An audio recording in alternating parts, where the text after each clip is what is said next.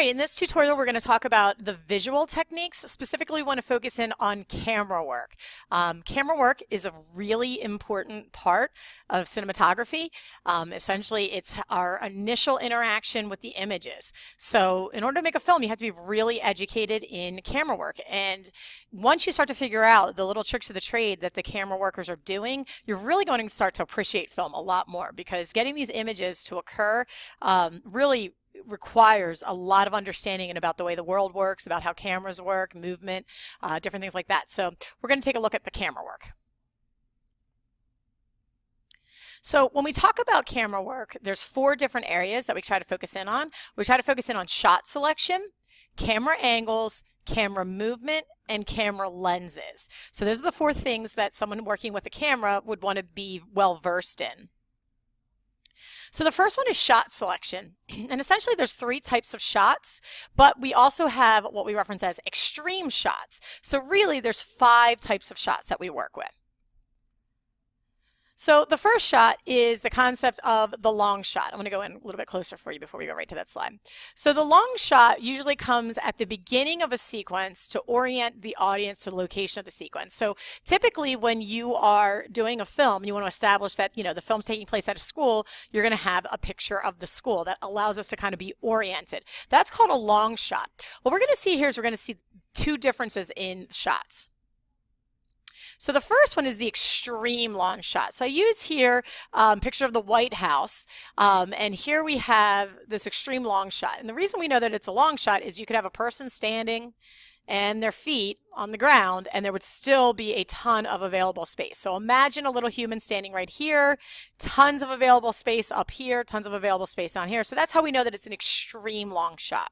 Our next image is an actual long shot. So here we just have people's feet, people's head, but there's not a lot of available space above their head or below their feet. So this is what we reference as a long shot. The next area that we're going to look at is the idea of the medium shot. So the medium shot is the most used shot in film, and essentially what that does is it takes us closer to the place and the people in the sequence, but not too close. We're not going to go intimate, okay? So here's an example of the medium shot. So if you look here, here's like belly up, and there's not a lot of space above the head. So that becomes a medium shot. So most of your films have these medium shot things. We see somebody standing at their desk, we see somebody talking to someone, typically medium shot. Then we have the close shot, and the close shot has 2 levels, just like the long shot. So the close shot creates audience intimacy with the character, and it often establishes who is speaking. So here we have just a classic close-up. So we can see the person's shoulders, okay, we see their face, we're not too close.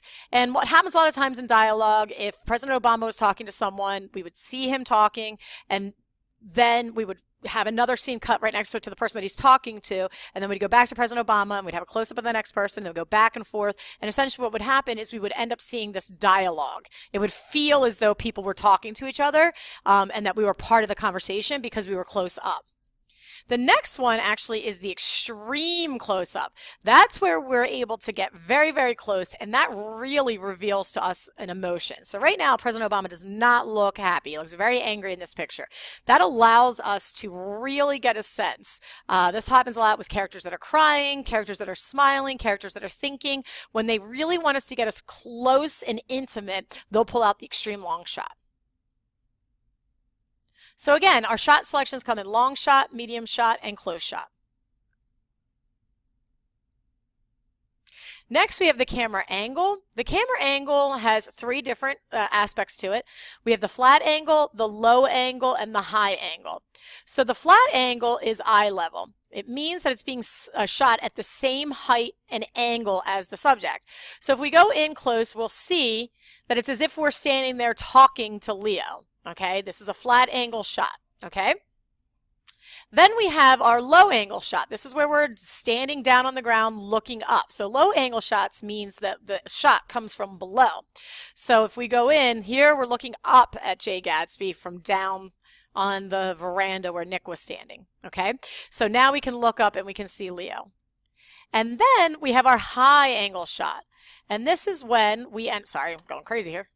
This is when we end up being above the subject looking down.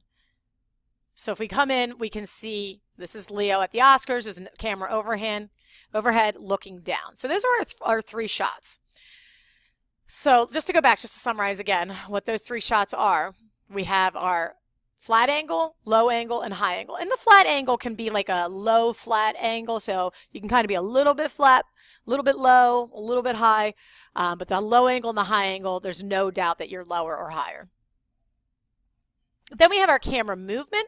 Camera movement is a different category altogether. So we're going to pause here and just reflect on what we've learned. You'll do a little assessment after this.